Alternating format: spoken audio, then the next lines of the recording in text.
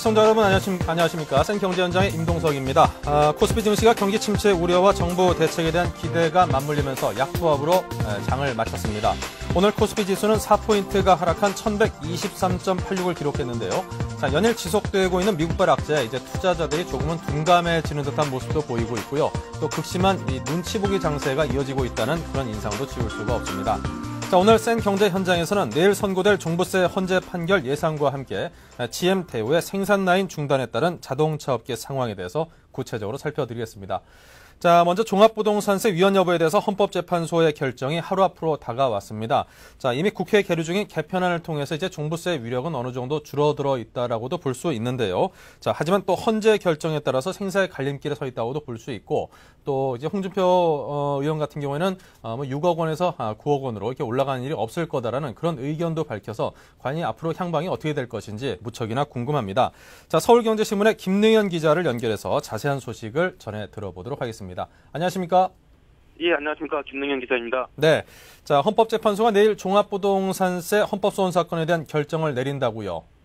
예, 헌법재판소는 종합부동산세 위헌 선고를 내일 오후 2시 대신 판정해서 예정대로 열기로 했습니다. 네. 자, 그렇다면 이제 그 결과에 상당히 많은 분들이 관심을 갖고 있는데 어떻게 될 것 같습니까? 예, 헌재가 어떤 결과를 내놓을지는 지금으로서 함부로 예단하기 어렵습니다. 또 헌재가 독립기관이라는 점에서 가급적 언론에서도 결정 선고에 대해서 언급하지 않는 게 관행입니다. 최근 강만석 기획재정부 장관은 헌재 접촉이 문제가 된 것도 헌재의 재판 독립성을 지켜주기 위한 차원으로 이해됩니다. 다만 강만석 기획재정부 장관이 세대별 합산은 위헌으로 갈 것 같다고 말한 것은 세대별 합산의 위헌 소지가 많다는 뜻으로 이해되는 대목입니다. 몇 개 항목은 위헌이 내려질 가능성도 조심스럽게 점쳐지고 있습니다. 네. 자, 그렇다면 종부세 위헌 소송의 쟁점이 무엇인지를 짚고 넘어가는 게 이해에 큰 도움이 될 것 같은데요. 예, 주요 쟁점은 세대별 합산과세가 적합한지, 또 1가구 1주택 장기 보유자에게도 과도한 종부세를 매겨 평등권을 침해하는지, 그리고 예금 등과 달리 부동산에만 과도한 세율을 매기는 게 합당한지 등입니다. 그렇지만 세부적으로는 19개 이상의 쟁점이 걸려있는 아주 복잡한 소송입니다. 네. 자, 그렇다면 주요 쟁점에 대해서 보다 더 구체적인 설명을 해 주십시오. 네, 우선 세대별 합산과세가 위헌이냐 여부가 최대 쟁점인데요. 종합금융세의 경우 부부 합산은 이미 위헌 결정이 났습니다. 또 민법상 부부 별산제가 원칙입니다. 그래서 위헌론자들은 종부세가 세대원 각자의 재산을 공유 재산으로 보고 있다는 점에서 헌법에 위배된다고 주장하고 있습니다. 또한 부부 간 합산 규정은 독신이나 혼인하지 않은 부부와 달리 혼인한 부부를 차별적으로 취급하게 된다고 지적하고 있습니다. 하지만 합헌론자들은 가족 간 증여를 통한 종부세 회피를 피하기 위해 세대별 합산 규정이 반드시 필요하다고 주장하고 있습니다. 공공의 이익을 강조한 것입니다. 그리고 미실현 이익에 대한 과세인지도 쟁점입니다. 네, 굉장히 쟁점들이 상당히 많군요. 사실 부부간의 합산과세라는 게 이제 부부 별산제 같은 거를 채택하고 있는 민법상의 규정과도 조금 이게 엇박자이지 않느냐는 그런 의견도 있던데. 자, 그렇다면 이제 종부세 때문에 1주택자의 경우는 이사를 해야 하는 그런 경우도 있을 수 있겠네요. 예, 종부세는 1가구 1주택 보유자에 대해 하는데요. 즉 1주택 이외에 다른 재산이 없는 이들에게도 종부세를 과도하게 매기는 것이기 때문에 강남 등에 거주하는 퇴직자 중에는 종부세 때문에 살던 곳을 떠나도록 강요받을 수가 있습니다. 이 때문에 인간다운 생활을 할 권리, 또 거주 이전의 자유를 보장하는 헌법에 위배된다는 주장도 있습니다. 네. 자, 그렇다면 만일 이제 내일 종부세에 대한 위헌 결정이 내려지게 된다라면은 그동안 수년 동안 거둬온 종부세를 다시 환급해줘야 되는 겁니까? 예, 그렇습니다. 종부세법 자체에 대해 헌재가 위헌 결정을 내리면 정부는 그동안 거둔 종부세를 모두 환급해줘야 합니다. 또 가구별 합산과세 등 일부에 대해서만 위헌 결정이 나와도 그에 따른 세금 징수분을 돌려줘야 합니다. 기존에 종부세를 납부한 사람들은 헌재 결정일로부터 3년 안에 국세청에 경정 신청을 내 세금을 환급받을 수 있습니다. 헌법 불합치 결정이 내려질 경우에도 새로 개정되는 법률에 따라 종부세의 일부를 돌려받게 됩니다. 정부에서도 기존에 낸 종부세 환급에 대해서는 전향적인 입장이어서 환급은 사실상 모두 가능해질 전망입니다. 참고로 지난 3년간 정부가 거둔 종부세 세수는 총 5조 원에 달합니다. 네. 자, 지금까지 종부세 위헌 결정에 관한 내일 결정이 내려지죠. 그 소식에 관해서 정리를 해봤습니다. 서울경제신문 김능현 기자와 이야기 나눴습니다. 고맙습니다. 예, 감사합니다. 예, 감사합니다. 네. 자, 이 미국의 금융위기에서 초래된 이제 글로벌 경제 위기가 갈수록 심화되고 있습니다. 실물 경제로 이제 확실히 전염됐다라고 보는 편이 보다 더 설득력이 있을 것 같은데요. 자, 이제 국내 완성차 업계에도 그 직격탄이 날아왔다고 합니다. 자, 완성차 업체들이 그 어느 때보다도 혹독한 겨울을 바로 올 겨울 맞게 될 듯이 보이는데요.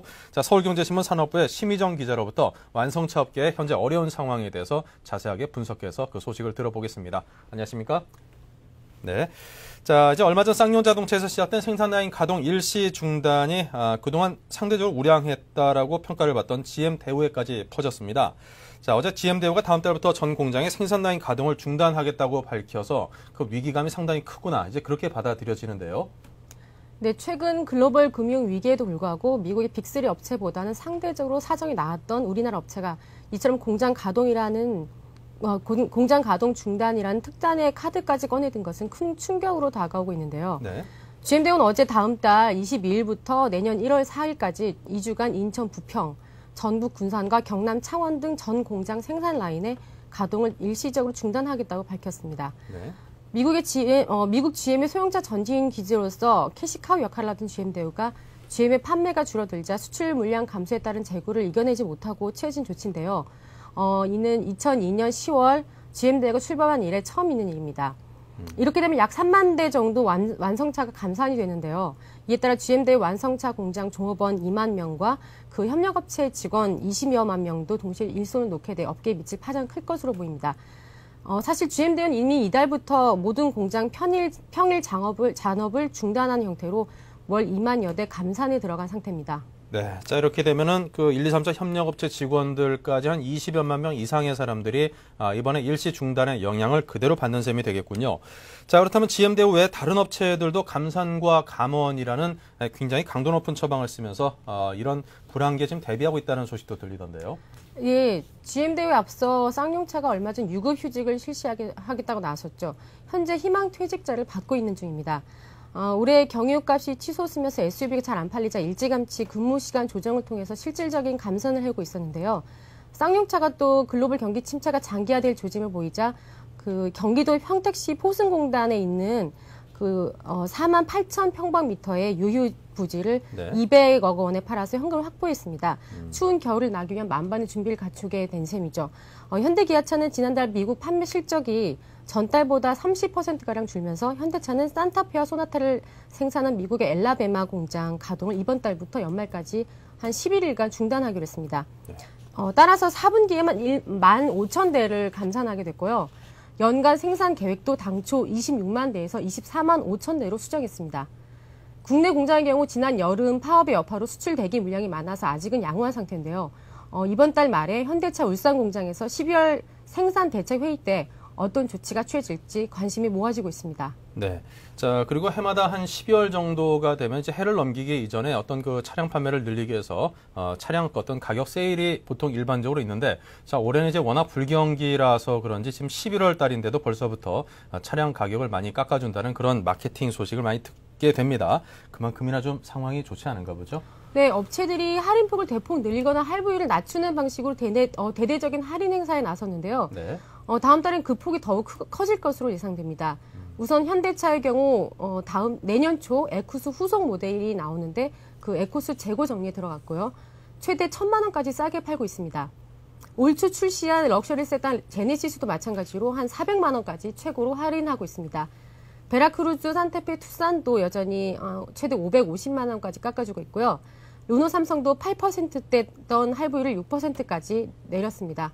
쌍용차는 슈퍼, 렉스턴, 카이런 등에 대해 업계 최저 이자율인 3.9%를 적용하고 있습니다. 네, 차를 사려고 하는 소비자 입장에서는 참 반가운 소식인데 지금 살 돈이 없는 게 좀 문제겠군요. 자, 그렇다면 이제 그동안 상당히 그 상승세를 타던 그 국내 수입차 업계들의 어떤 승승장구하던 움직임도 역시 뭐 국내 완성차 업계하고는 별반 다르지 않을 것 같은데요. 예, 소비 위축과 신용 경색으로 심각한 것은 수입차도 예외는 아닙니다. 따라서 가격대가 낮은 소형차를 전면에 내세우거나 환율 상승에도 불구하고 울며의 겨자 먹기로 가격을 내려서 팔고 있습니다. BMW 같은 경우 고연비 디젤의 실용성을 강조해서 기존 모델에 비해서 가격대가 4천만 원대로 저렴한 U 시리즈 디젤 세단을 얼마 전 선보였습니다. 내년 초에 소형차 1시리즈 도입도 검토 중이라고 합니다. 네. 대형차가 잘 나가던 아우디도 소형화의 가세에서 A3에 이어 A4를 내일 소개합니다. 이달 한국에 처음 진출한 닛산도 시장 상황이 좋지 않자 이오리 차로 알려진 큐브를 내년 초에 도래할 것을 검토하고 있습니다. 지난달 가장 큰 판매 감소를 보인 혼다도 시티나 피트 등 소형차를 도입해 활로를 모색할 방침입니다. 폭스바겐은 투아렉의 가격을 최대 1,000만 원까지 낮추고 파사트 모델의 경우에는 옵션을 조정해서 가까스로 3천만 원대에 맞췄습니다. 렉서스도 ES350을 출시하면서 350만 원 가량을 가격을 내렸습니다. 네. 이처럼 수입차 업체들도 판매 부진을 타개하기 위한 노력을 계속할 것으로 보입니다. 네, 이 경기 침체로 인한 그 어려운 시기는 국내 완성차 업계나 또 국내 수입차나 모두 다 똑같이 받는 것 같습니다. 물론 그 차를 사줄 소비자들의 지갑이 얇아진 것이 그 원인이기 때문에 뭐 누구도 비껴갈 수 없는 거겠죠. 빨리 불황이 좀 끝나줬으면 좋겠습니다. 자, 지금까지 서울경제신문 산업부의 심희정 기자와 이야기 나눴습니다. 고맙습니다. 자, 이 다음과 SK컴즈와 같은 인터넷 포털 업계 역시 유례없는 그 불황을 맞고 있다고 합니다. 굉장한 침체 늪에 빠져 있다는 평가도 받고 있는데요. 자, 무엇보다도 정부의 규제 강화 등으로 앞으로의 시장 전망도 역시 밝지 않다는 게 보다 더 큰 어려움을 예고하는 것이겠죠. 자, 서울경제신문의 임지훈 기자가 연결돼 있습니다. 안녕하십니까? 네, 안녕하십니까? 네, 인터넷 포털 업계가 경기 침체와 그리고 또 정부 규제라는 복병을 만나서 휘청휘청하고 있다고요. 네, 그렇습니다. 2000년대 들어와서 거침없이 치솟던 성장세가 한풀 꺾였습니다. 실제로 NHN 다음 SK컴즈 같은 국내 대표 포털 업체들의 지난 3, 4분기 실적을 살펴보면 예외 없이 부진했습니다. NHN은 지난 2002년 코스닥 상장 이후 올 2, 4분기까지 무려 23분기 동안이나 사상 최대 매출 행진을 이어왔습니다. 그런데 이것이 지난 3, 4분기를 기점으로 마이너스 성장으로 돌아섰습니다. 매출은 전분기 대비 3.9%, 영업이익은 13.4%가 각각 떨어졌습니다. 다음과 SK컴즈도 상황은 크게 다르지 않습니다. 다음은 매출과 영업이익이 각각 0.2%, 6.6% 감소했습니다. SK컴즈는 매출이 0.1% 떨어졌고 영업이익은 적자가 지속됐습니다. 네, 자, 이렇게 침체 늪에 빠진 근본 원인을 어디서 찾아야겠습니까? 예, 우선은 글로벌 금융위기에 따른 경기 침체로 설명할 수 있습니다. 경기가 침체되니까 기업들은 온라인 광고 비용을 줄이게 됐고 이것이 포털 업계의 실적에 타격을 줬습니다. 실제로 NHN의 3, 4분기 검색 매출은 전분기 대비 0.1% 감소했고 디스플레이 광고 매출의 경우 무려 8.8%나 떨어졌습니다. 그동안 NHN이 경기가 다소 좋지 않더라도 매출에는 별 영향을 받지 않았다는 점을 감안하면 상징적인 의미가 있습니다. 경기 침체뿐만 아니라 올해 들어와서 수시로 터져나온 악재도 포털사들의 실적에 영향을 미친 것으로 보입니다. NHN은 전체 매출의 약 30%를 게임 사업에서 올리고 있습니다. 그런데 이 게임 사업의 주류를 이루고 있는 고스톱, 포커류 등의 웹보드 게임이 올해 초부터 사행성 논란에 지속적으로 휘말리고 있습니다. 그 결과 게임 쪽 매출이 3, 4분기에 7.5%나 떨어졌습니다. 또 뉴스 편집권의 소유를 둘러싼 언론사와의 갈등, 저작권법 위반 논란, 한메일의 개인정보 유출 사건 등 악재들이 연이어 터졌습니다. 이런 것들이 종합적으로 포털들을 침체의 늪에 빠뜨리게 했다고 볼 수 있습니다. 네. 자, 그렇다면 이제 앞으로 그 시장 전망이 더 중요할 텐데 더 중요한 건 이제 앞으로 시장 전망 역시 지금보다 별반 나아질 게 없다는 거겠죠.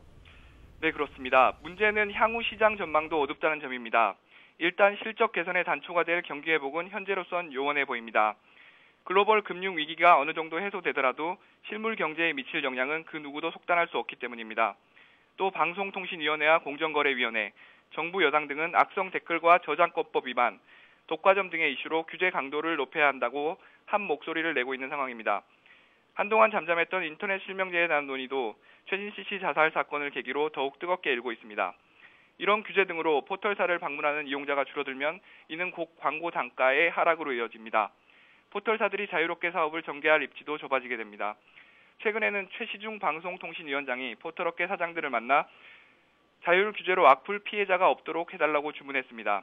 그런데 업계 입장에서는 자율 규제를 한 주문 역시 부담으로 느껴질 수밖에 없습니다.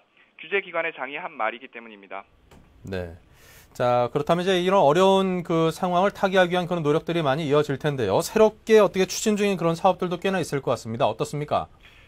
포털업계가 새롭게 성장 동력으로 삼았던 인터넷 TV, 모바일 인터넷, 글로벌 사업 등도 한결같이 지지부진하고 있습니다.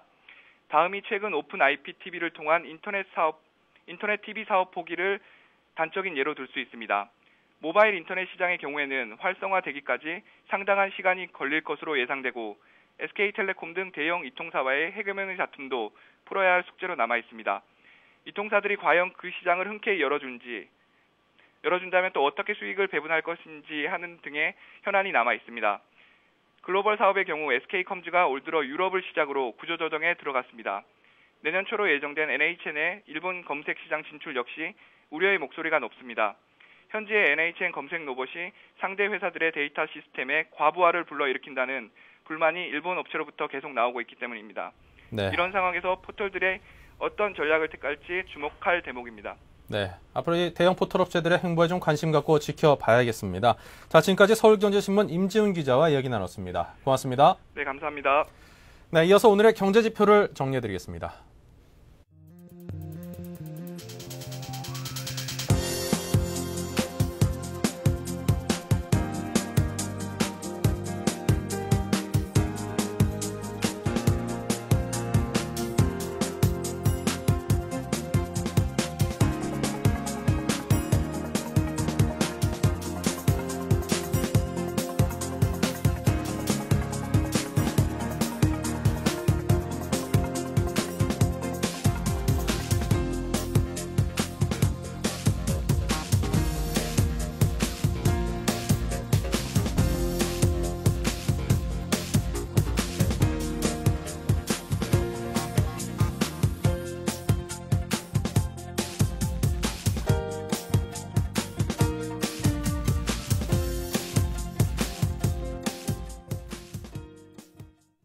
네, 이어서 오늘의 증시 마감 상황을 정리해드리겠습니다. 서울경제신문 증권부의 박혜욱 기자 전화 연결돼 있습니다. 안녕하십니까? 네, 안녕하세요. 박혜욱입니다. 네, 오늘 마감 시황부터 정리해 주시기 바랍니다.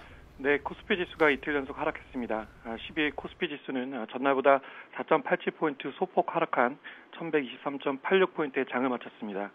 지수는 이날도 초반에 약세를 나타내다 후반부로 가면서 낙폭을 축소하는 모습을 보였는데요. 특히 프로그램 매수세가 대거 유입되면서 지수 반전을 꾀했습니다. 이날 시장에 들어온 프로그램 매수는 차익 비차익 모두 합쳐서 4,188억 원에 달했습니다. 이 밖에 기관은 2,274억 원 순매수를 기록했고 외국인과 개인은 각각 1,745억 원, 650억 원 순매도했습니다. 네, 자 업종별 등락도 역시 크게 엇갈렸다고 들었는데요. 네, 이날 지수가 약보합세를 나타낸 가운데 업종별로 등락이 극명하게 엇갈렸습니다.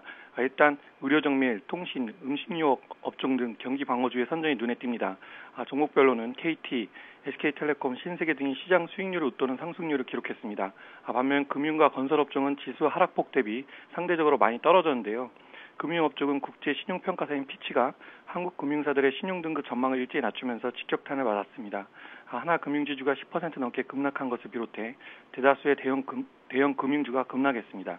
건설업종 역시 신설건설의 회생절차 신청 소식이 악재로 작용하면서 급락세를 나타냈습니다. 네, 자 아무래도 이제 신성건설 회생 절차 신청이 시장에 미치는 영향도 적지 않을 텐데요. 이 도급 순위로 보면 40위권에 속하는 작지 않은 업체라서 더욱 그런 듯 싶습니다. 어떻습니까? 네, 유동성 문제를 겪고오던 신성건설이 결국 기업 회생 절차를 신청했습니다. 신성건설은 이날 공시를 통해 기업 정상화를 도모하기 위해 서울중앙지법에 기업 회생 절차를 신청했다고 밝혔습니다. 증권선물거래소는 이에 따라 신성건설 주식 매매를 정지시켰고 법원 결정이 나올 때까지 거래는 멈추게 됩니다. 사실 이 뉴스가 새로운 사실은 아닌데요. 전문가들은 비록 시장에서 내심 짐작하던 것이지만 그래도 관련 업종 내 주가에는 악재로 작용할 것으로 내다보고 있습니다. 신성건설이 회생 절차를 신청함에 따라 이런 사례가 한두 차례 또 나오는 것은 아닌지 투자자들의 불안감이 심화되고 있기 때문입니다. 다만 건설사의 연쇄 도산을 막기 위한 정부의 적극적 의지와 건설주가 이미 크게 하락한 점은 추가적인 주가 급락 가능성을 줄이는 요인이 될 것이라는 분석입니다. 실제 금융위원회는 이날 신성건설의 법정관리 신청에 따른 협력업체의 연쇄 도산을 방지하기 위해 대책을 추진하고 있다고 밝혔습니다. 시장의 한 관계자는 신성건설이 원만한 회생 절차를 밟아가더라도 위축된 경기가 개선되지 않는다면 건설업종 전반의 경영 정상화가 쉽지 않을 것이라고 내다보고 있습니다. 네, 자, 신성건설의 회생 절차 신청이 시사하는 바가 적지 않은 것 같습니다. 예전에 그 법정 관리를 말하는 것이죠. 자, 금융당국이 이제 펀드 판매사들에 대해서 수수료 인하를 요청했다는 소식도 있던데요. 네, 금융당국이 펀드 수수료 조기 인하를 유도하기로 했습니다. 이날 전광우 금융위원장과 김종창 금융감독원장은 서울 명동은행회관에서 증권사, 자산운용사 사장단과 비공개 간담회를 갖고 펀드 수수료 인하 및 펀드 불안전 판매 방지에 적극 나서달라고 주문했습니다. 그동안 서비스 차등화와 판매 채널 다양화 등의 경쟁체제 도입을 통해 수수료를 점차 내리도록 하겠다는 입장과 비교해보면 상당히 강경 자세로 돌아선 셈인데요. 금융당국이 이처럼 수수료 조기 인하에 강력히 나서고 있는 것은 원금이 반토막난 펀드들이 속출하고 있는데도 판매사와 운용사가 꼬박꼬박 높은 수수료를 떼가는 데 대한 비난 여론이 증폭되고 있기 때문입니다. 대다수 금융기관들은 이 같은 펀드 수수료 조기 인하 요구에 대해 난색을 보이고 있는데요. 그러나 금융당국은 운용사와 판매사들이 수수료 인하에 협조하지 않는다면 간접투자 자산운용법에 5%를 규정된 펀드 수수료 상한선을 대폭 낮추는 방안도 검토하고 있어 압박의 강도는 높아질 전망입니다. 네.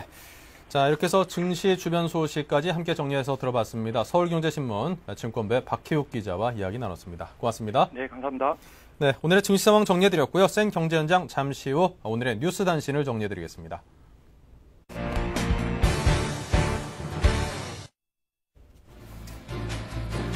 네, 오늘의 주요 뉴스입니다. 한국개발연구원이 우리나라 내년 경제 성장률을 3.3%로 전망했습니다. 내년 상반기엔 민간 소비와 투자가 제자리 걸음을 하고 실업률은 더욱 높아질 것으로 예상했습니다. 서울 기름 뉴타운과 왕십리 뉴타운 주변 지역이 토지거래 허가 구역에서 해제됩니다. 광교 신도시와 인천 송도 청라지구 등은 토지 시장이 아직 불안정해 규제 해제에서 제외됐습니다.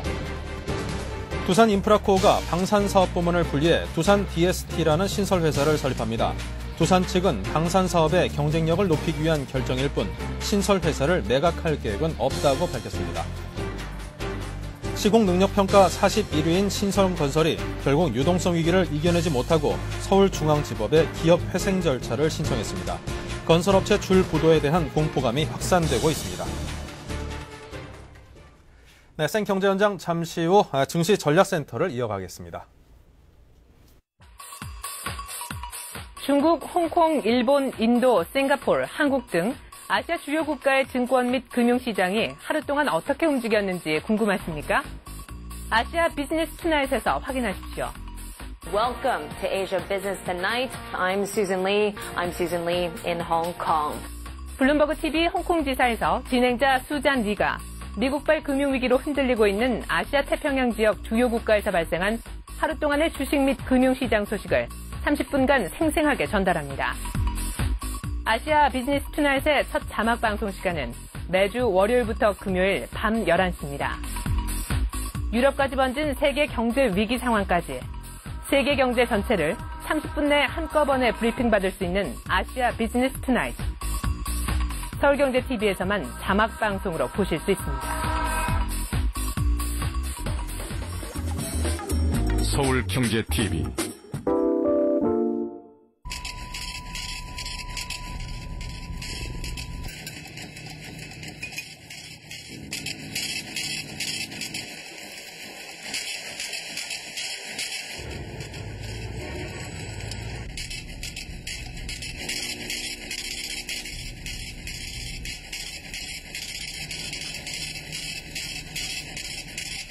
에너지는 당신의 현금입니다. 공익광고협의회. 지금까지 국내 경제 뉴스 줬는데 급급해 국제 흐름에는 밟지 못하셨다고요? 이제 걱정하지 마십시오. 세계적인 금융 및 비즈니스 정보 채널인 블룸버그 TV를 국내에 독점 방영하는 서울경제TV가 있으니까요. 국내는 물론 고급 해외 경제 정보까지 더한 서울경제TV. Bloomberg Television.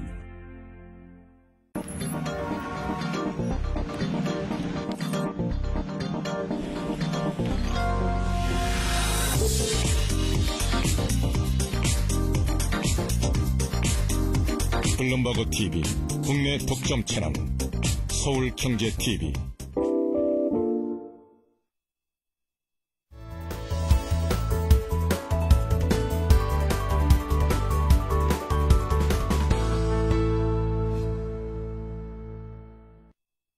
네, 증시전략센터를 이어가도록 하겠습니다. 굿모닝 신한증권의 장규성 지점장 그리고 교부증권의 이주영 대리 두 분을 모셨습니다. 안녕하십니까? 안녕하십니까? 자, 먼저 장규성 지점장님께 여쭙겠습니다. 오늘 코스피 지수가 물론 소폭이긴 합니다. 하지만 어제에 이어서 이틀째 하락세를 이어갔네요. 네네, 그렇습니다. 오늘 시장은 아침에 2% 가까운 다우지수 하락으로 우리 시장은 24포인트 하락으로 출발했습니다. 네. 그러면서 장중에 1100선을 깨기도 했습니다만 오늘 프로그램 매수가 4천억 이상 있었는데 프로그램 매수세에 힘입어서 낙폭을 좁히면서 마감을 했습니다. 오늘 코스피 종가는 마이너스 4포인트, 1123포인트로 마감을 하였습니다. 환율은 29원 오른 1359원으로 마감을 하였습니다. 투자 주체별 매매 동향을 보면은 개인은 608억 매도를 하였고요. 외국인이 1700억 매도, 기관이 2200억 매수를 하였습니다. 네, 외국인 역시 오늘도 1,700억 원대 어떤 그 매도세를 보였군요. 자, 그렇다면 오늘 장의 업종별 특징이나 또 특징적인 종목들이 있다면 어떤 것들이 눈에 띄던가요? 네, 오늘 대부분의 업종이 지수에서 보이듯이 약보합세를 보였습니다. 하지만 업종 중에 음식료 업종은 3%를 상승하였고요. 네. 은행, 증권 업종이 3에서 4% 정도 하락세를 보였습니다. 종목별로 보시면은 음식료 업종 중에 삼양식품, 롯데칠성 같은 종목이 상한가를 기록하였고요. 특히 롯데칠성 같은 경우에는 서초동에 그 큰 부지가 있는데요. 서울시에서 대규모 부지 용도 변경 관련해서 새롭게 개발을 할 수가 있다 이렇게 하면서 상한가를 갔습니다. 그리고 농심이 4%를 상승을 하였습니다. 그리고 은행 업종이 피치사에서 우리나라 금융기관에 대한 신용등급 전망을 하향 조정하였는데요. 그에 따른 영향으로 금융주가 하락을 하였습니다. 오늘 하나금융지주가 11% 하락을 하였고요. 기업은행이 8% 하락하는 모습을 보였습니다. 대형주 중에서는 삼성전자가 모처럼 2% 이상 상승을 하였고 현대차가 장중에 큰 폭 하락을 보였습니다만 보합선 그리고 기아차가 4% 이상 상승하는 모습을 보였습니다. 네. 자, 그렇다면 이주영 대리님, 이 증시 하락세가 내일도 이어질까요? 내일 장 전망을 어떻게 하시는지 궁금합니다. 네. 일단은 지금 시장에서 가장 크게 관심을 두고 있는 것이 이번 주 토요일 날 G20 회의라고 생각합니다. 네. 그 회의 때 과연 얼마나 타당성이 있고 실효성 있는 대책들이 나올지 그거에 대한 그 기대감이 내일이나 아니면 모레 정도 작용될 공산이 있고요. 하지만 지난 그 10월달 폭락 이후에 다시 되돌림을 50% 줬고요. 그 되돌림에 다시 50%를 또 다운시켜서 지금 계속 변동성이 축소되는 국면입니다. 그래서 생각보다는 그렇게 큰 변동성이 이번 주에는 이제 더 이상 안 나올 것 같다는 생각이 들고요.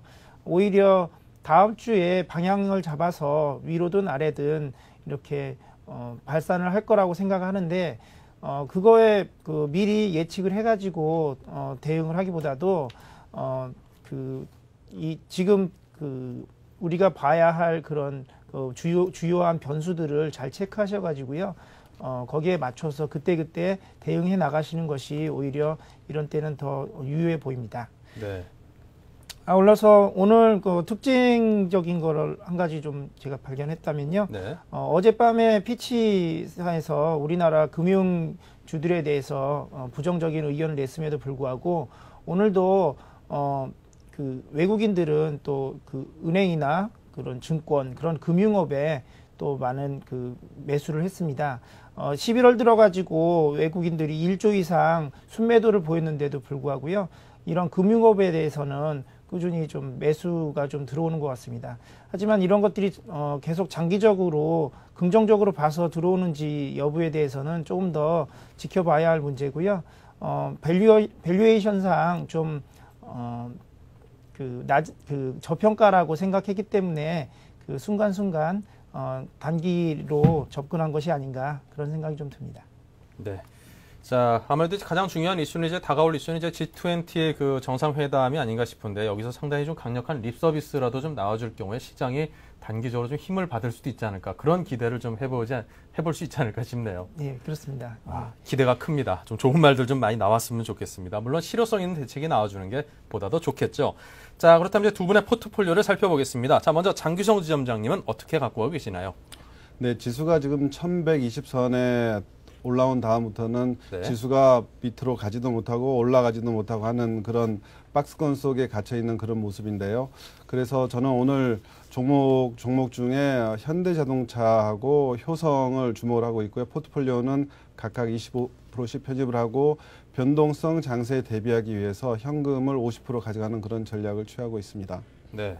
자, 현대차와 효성 두 종목을 보유하고 계시는데요. 자, 간략하게 한번 설명을 들어보도록 하겠습니다. 먼저 현대차는 어떨까요? 요즘 완성차 업계들 좀 어렵다고 조금 전에도 저희 서울경제신문 심희정 기자와 이야기 나눴었는데. 예, 그렇습니다. 그래서 현대자동차 주가가 지금 연중 최저치 수준입니다. 지금 현대자동차 오늘 주가는 연중 최저치 국면이고 지난 4년간의 최저치 수준입니다. 그래서 절대 저평가 국면이라고 볼 수가 있고요. 현대차 주가는 5만 원 선이 바닥 국면으로 보여집니다. 현재 현대차의 PBR이 0.8에 불과한데요. PBR이 0.8이라는 이야기는 지금 현재 청산 가치가 현대차의 전체 주식 시가총액보다 크다 그런 이야기입니다. 그래서 현대차가 PBR이 0.8이었던 적은 IMF 때 이외에는 거의 없던 그런 수준입니다. 그래서 현대차가 지금 4년 내 최저치, 연중 최저치인 그런 점에 주목을 해서 현대차를 포트폴리오에 편입을 하였고요. 두 번째로는 4, 4분기 이후에 실적 호전이 기대가 됩니다. 3, 4분기에는 영업이익이 1,045억에 불과했습니다만 4, 4분기에는 V자형으로 실적 호전이 기대가 됩니다. 그래서 4, 4분기에는 영업이익이 9,900억을 기대를 하고 있고 연간으로는 2조 4천억의 영업이익을 기대를 하고 있습니다. 그래서 원달러 환율 상승에 따른 그러한 채산성 개선 효과가 4, 4분기에 극대화될 것으로 전망이 됩니다. 세 번째는 글로벌 경기 불황에도 불구하고 판매량이 증가할 그런 전망입니다. 현대자동차는 특히 소형차 위주의 제품이 라인업이 돼 있고 그다음에 미국, 그다음에 중국, 인도 해외 생산망을 갖춰서 해외에서 매출이 꾸준하게 증가를 하고 있습니다. 그래서 4, 4분기에 판매량이 계속해서 증가할 걸로 기대를 하고 있습니다. 네. 하지만 위험 요인도 있는데요. 글로벌 경기가 계속해서 악화되고 있다는 점, 그리고 미국 자동차 업계 몰락에서 보듯이 생산성을 초과하는 노조의 요구, 이러한 점들이 위험 요인이라고 볼 수가 있습니다. 그래서 가격은 매수가는 지금 가격 연중 최저점대 가격이라서 5만 원대 미만 4만 8천 원으로 잡고 있고요. 목표가는 6만 5천 원.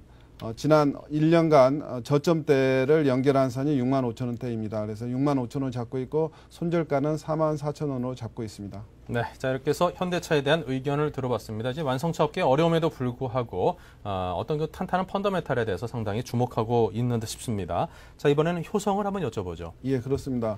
효성이 최근에 주가 움직임이 상당히 탄탄합니다. 지수가 하루에 50포인트 이상 등락을 하고 있음에도 불구하고 효성은 꾸준하게 상승하는 그런 모습을 보이고 있는데요. 첫 번째로 3, 4분기에 실적 호전을 들 수가 있습니다. 2, 4분기, 3, 4분기 두 분기 연속 1,000억 이상의 영업이익을 달성을 하고 있습니다. 두 번째 포인트는 에너지 관련 토탈 서비스 기업으로 자리매김을 하고 있습니다. 효성은 원래 섬유, 화학업체로 출발을 했는데 현재는 중공업, 발전업체로 자리매김을 하고 있습니다. 그래서 주요 생산품도 초고압 변압기, 그다음에 차단기, 그다음에 발전기, 고효율 진동기 등을 제작을 하고 있습니다.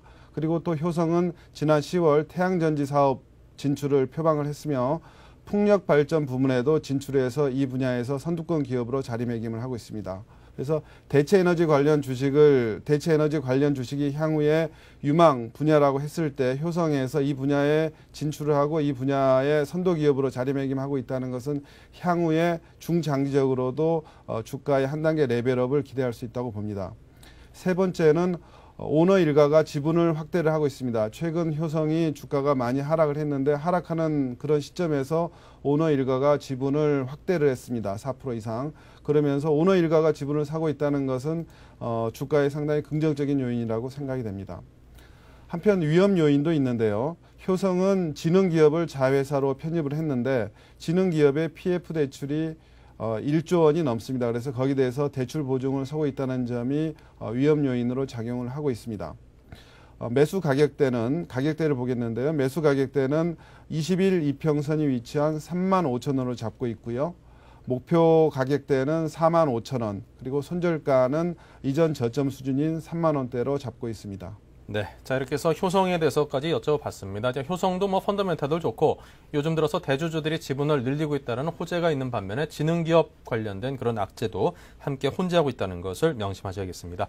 자, 계속해서 이주영 대리님도 한번 설명을 해주시죠. 예, 저는 삼성전기하고 서희건설을 추천드리는데요. 네. 삼성전기 같은 경우에는 한 35% 정도, 그리고 서희건설은 15% 정도, 나머지 50%는 현금을 보유하려고 합니다. 네. 삼성전기의 경우는 이미 다들 잘 아시겠지만 최근 3분기의 실적이 매우 양호하게 나왔습니다. 그 사업 부문별로 보면은 기판 부문에서 그 인텔 쪽으로 들어가는 그 FCBGA라고 그 출하량이 매우 증가했고요. 앞으로도 대폭적으로 더 증가할 그런 전망을 갖고 있습니다. 그리고 아울러서 칩 부분에 있어서는요, 그 MLCC라고 모든 전자부품에 다 들어가는 콘덴서인데요. 그거 여러 가지 종류가 있지만 고부가가치의 MLCC를 이번에 많이 매출을 올렸다고 합니다. 그리고 OS 분야에서는 LED 분야하고 카메라 모듈 분야가 있는데 특히 LED 분야는 지금 시장에서 가장 많이 회자되고 또 관심의 대상이 되고 있습니다. 제가 또 특별히 LED 분야에 있어서 삼성전기에 주목하는 거는요, 휴대폰 LED 하고는 좀 달리 그 BLU 그리고 그 TV BLU용 LED에서 세계적으로 가장 경쟁력이 있다고 알려진 회사가 삼성전기인데요. 실제로 그 TV BLU용 그 LED 매출을 살펴보면요, 2006년에는 20억에 불과했지만 2007년에는 50억, 그리고 2008년에는 220억으로 예상되고요. 내년에는 1260억으로까지 급증할 전망입니다. 아울러서 노트북용도 계속 이러한 증가 추세에 있을 것 같고요. 또 한 가지 덧붙여서 말씀드리자면은 동사의 그 매출처로 거론되는 그 HP, 그리고 델, 애플, 그리고 삼성전자 등 글로벌 선두업체들을 그 거래처로 하고 있고, 그리고 그 휴대폰과는 달리 이 TV용 그 LED 같은 경우에는 그 설계 당시부터 그 TV 업체랑 협력을 해야 되기 때문에 그 고객 기반이 매우 탄탄하다고 볼 수 있습니다. 그리고 수급을 또 한 가지 말씀드릴 수 있는데요. 최근에 계속 보면은 기관과 외국인이 동시에 꾸준하게 매수하고 있어서 장의 흔들림에도 별로 낙폭이 심하지 않고 오히려 꾸준하게 계속 상승을 해 나가고 있는 기업입니다. 우려사항은 4분기에 세트 업체들의 그 재고 조정이 있고요. 그리고 1분기는 내년 1분기는 통상 그 비수기이기 때문에 그런 부분에 있어서는 그 실적이 다소 좀 저조할 수 있지만 그 내년 하반기로 들어가면서부터는 오히려 그 경기 침체 때문에 구매를 미뤄왔던 그 고객들이 대거 그 수요가 폭발적으로 일어날 수 있지 않을까, 그런 전망이 됩니다. 네, 자 이렇게 해서 삼성전기에 관한 설명을 아주 상세하게 들어봤습니다. 자, 서희건설도 포트폴리오에 들어있는데요. 비중이 15%로 상대적으로 적기 때문에 다음번에 또 한번 기회를 마련해서 설명을 청해 보도록 하겠습니다. 그때 상세하게 설명해 주셔야 됩니다. 네, 알겠습니다. 예, 고맙습니다. 자, 그리고 장지점장님도 오늘 도움 말씀 고맙습니다. 네, 감사합니다. 네. 감사합니다. 자, 잠시 전하는 말씀 듣고요. 센시장 분석을 이어가겠습니다.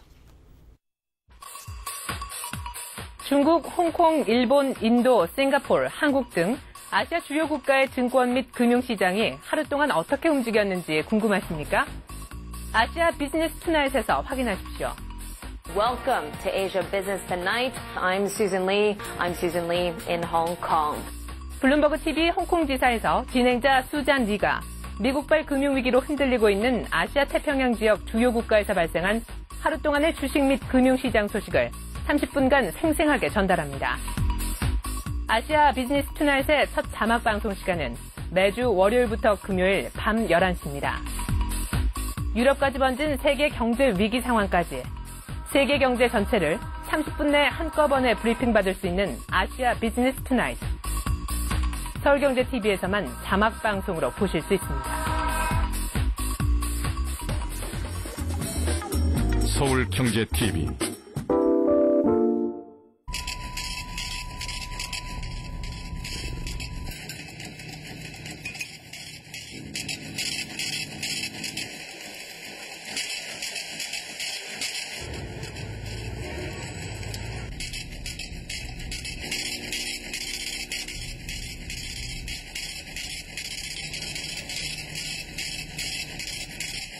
에너지는 당신의 현금입니다. 공익광고협의회. 지금까지 국내 경제 뉴스 줬는데 급급해 국제 흐름에는 밟지 못하셨다고요? 이제 걱정하지 마십시오. 세계적인 금융 및 비즈니스 정보 채널인 블룸버그 TV를 국내에 독점 방영하는 서울경제TV가 있으니까요. 국내는 물론 고급 해외 경제 정보까지 더한 서울경제TV. Bloomberg Television.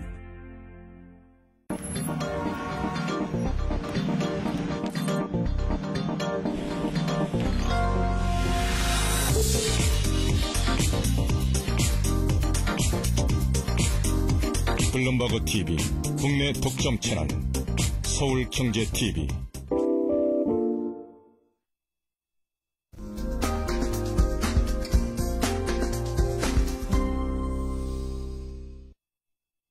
네, 전문가와 함께 시장 상황을 보다 더 전문적으로 분석을 해보도록 하겠습니다. 센 시장 분석, 메리츠증권 투자전략팀의 심재혁 팀장과 함께하겠습니다. 안녕하십니까? 네, 안녕하십니까?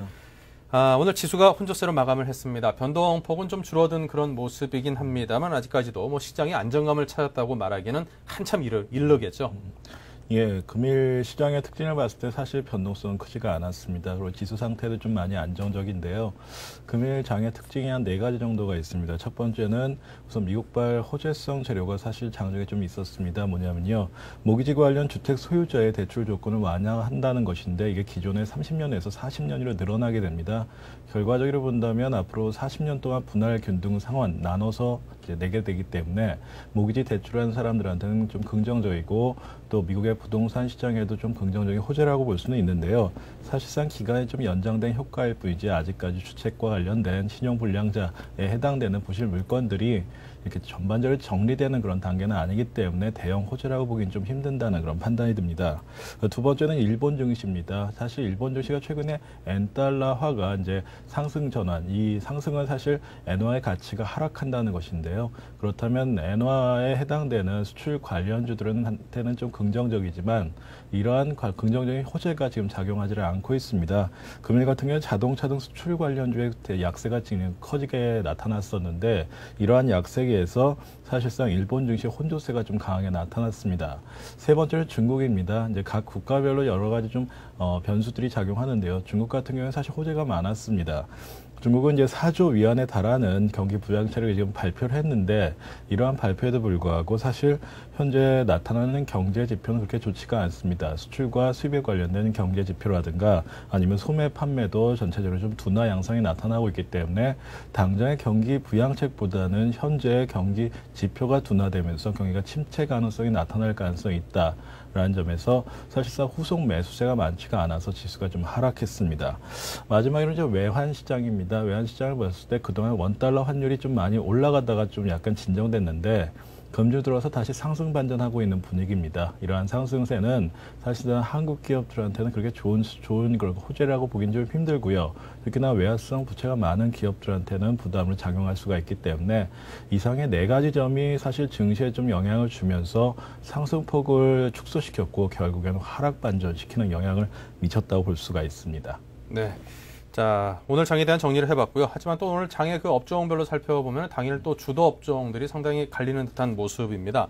전기가스와 음식료 업종이 선전을 하는 모습이었는데요. 자, 이런 업종별 차이가 나타나는 이유는 어디서 찾을 수 있을까요?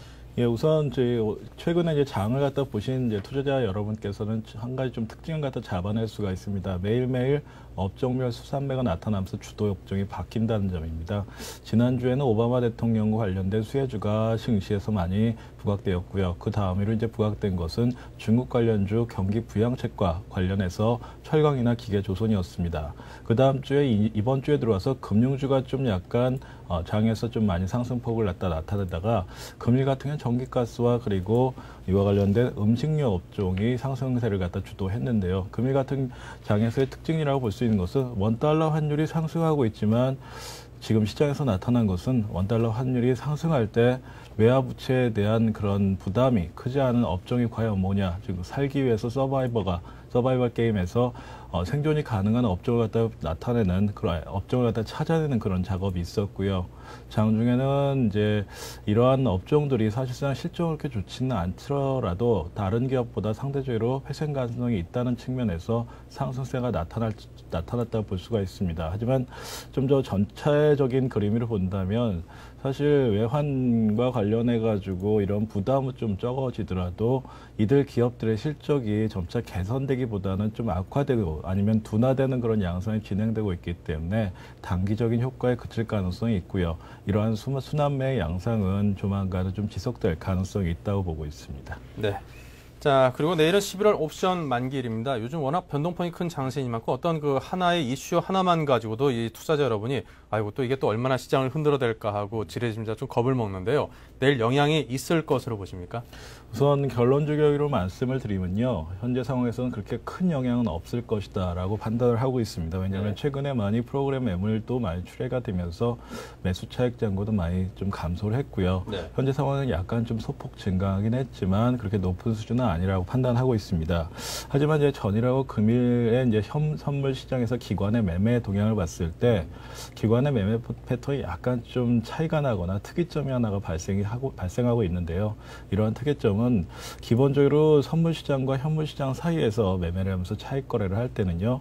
현물을 사게 되면 사실상 선물에서 포지션을 좀 정리하는 과정이 나타나게 되는 것이 일반적입니다. 근데 최근에 이제 양상을 보면 선물 시장의 포지션은 그냥 가지고 있으면서 현물에서 매수 포지션을 확대하는 그런 양상이 나오고 있습니다.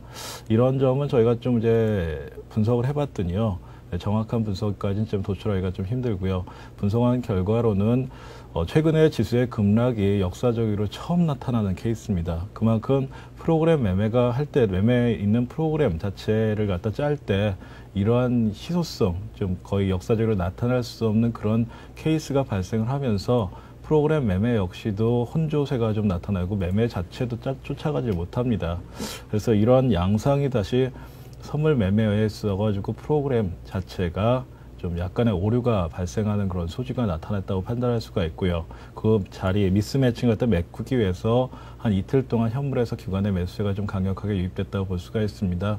그래서 옵션 만기를 앞두고 있는 상황에서 이러한 작업은 좀 나타나겠지만요. 옵션 만기 이후에는 사실 기관의 매수세가 프로그램에서 발생할 가능성이 좀 낮아진다고 볼 수가 있고요. 결과적으로는 지금은 이제 프로그램이 장을 갖다가 좀 견인하거나 하락세를 갖다가 막아주는 역할을 하고 있지만 옵션 만기일이 지난 이후에서는 기관이나 프로그램의 역할이 좀 줄어들 수가 있습니다. 결과적으로는 변동성이 좀 확대될 가능성이 있기 때문에 이러한 점을 갖다가 이번 주 말이나 다음 주에는 좀 지켜볼 필요가 있다고 보고 있습니다. 네. 자, 그렇다면 이런 장에서 이제 우리 투자자들이 갖고 갈 수 있는 투자 전략을 선택한다는 게 그 폭이 상당히 좁을 수밖에 없는데요. 어떻게 하는 게 좋다고 보십니까? 예, 우선 지수 레인지 1100포인트에서 1000포인트 사이는 한국의 이제 자산 가치를 갖다 비교를 해봤을 때 현재 주가 수익률은 한 1배 정도 됩니다. 이건 이제 PBR 1배라고 하는데요. 따라서 코스피 1100포인트 상당히 좀 중요하거나 질선 역할을 할 가능성은 있습니다. 그렇더라도 앞서 말씀드렸듯이 우선 아직까지는 금융 관련된 변수라든가 리스크가 많이 존재하고 있습니다. 특히나 시장에서 좀 알려져 있는 것은 부담이 되는 상황 중에 하나가 S&P라는 국제 신용평가 기관이 있습니다. 이 기관이 한국에 대해서 신용 등급을 갖다 하향 조정할 가능성이 아직 남아 있고요. 미국의 제조업체의 부실 가능성이 많이 있습니다. 전일 같은 경우에 금주에 들어왔던 서킷시티라는 미국의 하이마트와 같은 그런 유통업체인데요. 이 유통업체가 파산이 났고요. 추가적인 파산 가능성도 있습니다. 그래서 지금 상황에서는 변동폭이 좀 좁아지면서 코스피가 반등할 수 있는 그런 영역에서 나타나는 그런 현상이 이번 주에 나타나고 있지만요. 아직까지는 안심할 구간은 아니라고 판단하고 있고요. 우선 리스크를 갖다가 좀 확보하면서 보수적인 전략을 갖다 유지하는 것이 좋다고 판단하고 있습니다. 네, 자 모든 전문가들의 투자 조언이 똑같이 일치하는 것 같습니다. 현 장세는 워낙 변동폭도 크고요. 앞으로 워낙 앞을 내다보기 힘든 장세이만큼 보수적인 자세를 견지하는 것이 가장 현명한 투자 자세라는 쪽으로 일치하고 있는 듯합니다. 자, 지금까지 메리츠증권 투자전략팀의 심재혁 팀장의 도움 말씀이었습니다. 고맙습니다. 네, 감사합니다. 네, 오늘 코스피 지수가 대규모 프로그램 매수에도 불구하고 외국인의 거센 매도세에 밀려서 결국 이틀째 하락세로 마감을 했습니다. 한국개발연구원이 발표를 했는데요. 내년 우리 경제 성장률을 평균 한 3.3% 정도 성장할 것이라고 전망을 했군요. 근데 그 내용을 살펴보면은 상반기 중에는 약 한 2.1%대의 성장을 하다가 낮은 성장이죠. 그러다가 이제 한 중반쯤 돼서 글로벌 경제 위기라든가 경기 침체가 상당 부분 해소가 되면은 하반기에는 4%대의 어떤 성장을 보이면서 평균 한 3.3%대로 예상을 했습니다. 그 전제 조건이 지금의 글로벌 경제 위기라든가 금융위기 또 실물 경기 침체 등등 그러한 모든 것들이 그래도 비교적 원만하게 잘 해결됐을 때를 전제로 하고 있다는 점에서 지금의 위기들을 잘 풀어나가는 것이 얼마나 우리에게 중요한 것인가를 시사해주는 점이 크다고 생각합니다. 잘 될 것이라고 믿고 열심히 하는 수밖에 없겠죠. 자, 저희는 여기서 인사드리겠습니다. 내일 다시 뵙겠습니다. 고맙습니다.